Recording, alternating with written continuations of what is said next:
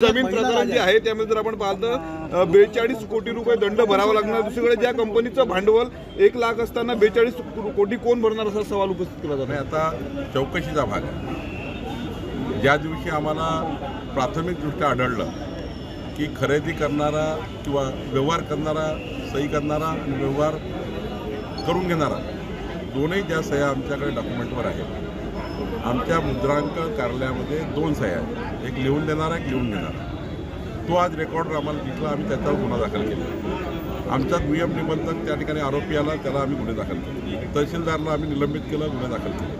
आता चौकशीमध्ये विकास खारगे चौकशीमध्ये जी समिती आम्ही नेमक्या विकास खारगे समिती, त्या समितीमध्ये सर्व आम्ही चेक करणार आहे।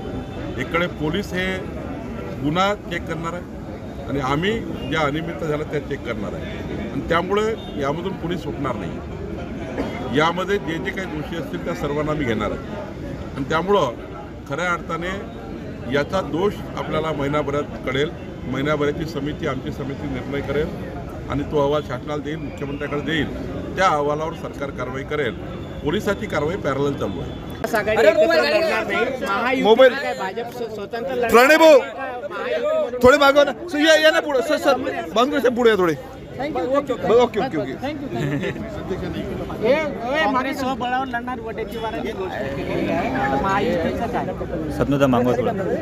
महायुतीमध्ये यापूर्वीच आम्ही वारंवार सांगितलं आहे की महायुतीमध्ये आम्ही सोबत जाणार आहोत। छगनदा वाटतं आणि आमच्या 13 पक्षाची महायुती ही या निवडणुकीमध्ये एकसंघ राहणार आहे। ज्या ठिकाणी आम्ही काही कारणाने एकत्र लढू शकलो नाही, त्या ठिकाणी मैत्रीपूर्ण लढत होईल आणि मतभेद मनभेद महायुतीमध्ये तयार होणार नाही याची काळजी आमचे सर्व वरिष्ठ नेते, आमदार, खासदार आणि संपूर्ण पदाधिकारी घेणार आहे।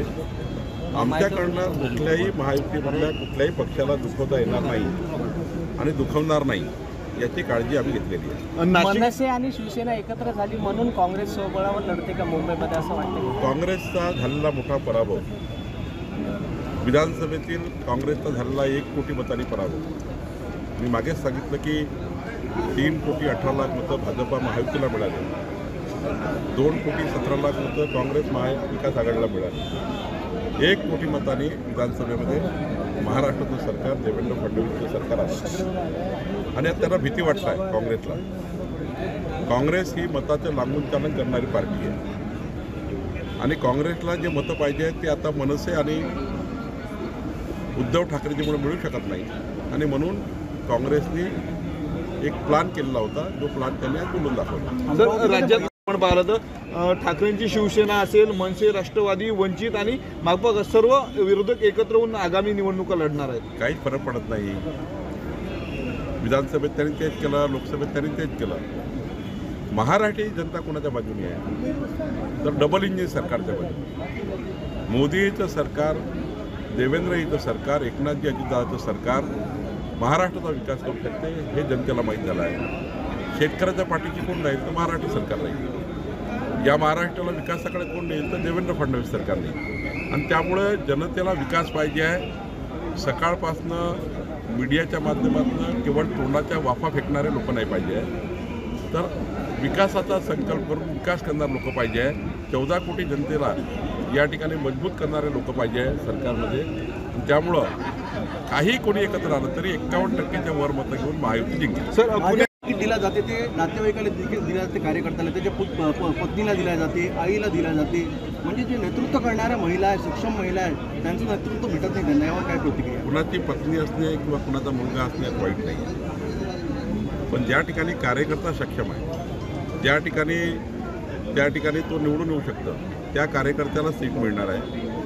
असं चालणार नाही आहे की आपल्या परिवारातला मी नाही तर माझी पत्नी असं माझा मुलगा, पण त्यांचा मुलगा सक्षम आहे, पत्नी सक्षम आहे, त्या ठिकाणी काम करते आहे पार्टीचं, दोघंही परिवार काम करत आहे। ज्या ठिकाणी पूर्ण परिवार भारतीय जनता पक्षाचं आणि समाजाचं काम करत आहे, समाजाच्या शेवटच्या व्यक्तीकरता आपलं जीवन त्या ठिकाणी दिलेलं आहे। अशा ठिकाणी मात्र काही त्या ठिकाणी आमचा त्या ठिकाणी नाण असतो, फक्त नागपूर असतो, ज्या ठिकाणी काहीच संपर्क नाही, काहीच त्या ठिकाणी कॉन्ट्रीब्युशन नाही आहे, ज्या ठिकाणी तिकीट मागतात त्या ठिकाणी मात्र आम्ही विचार करतो.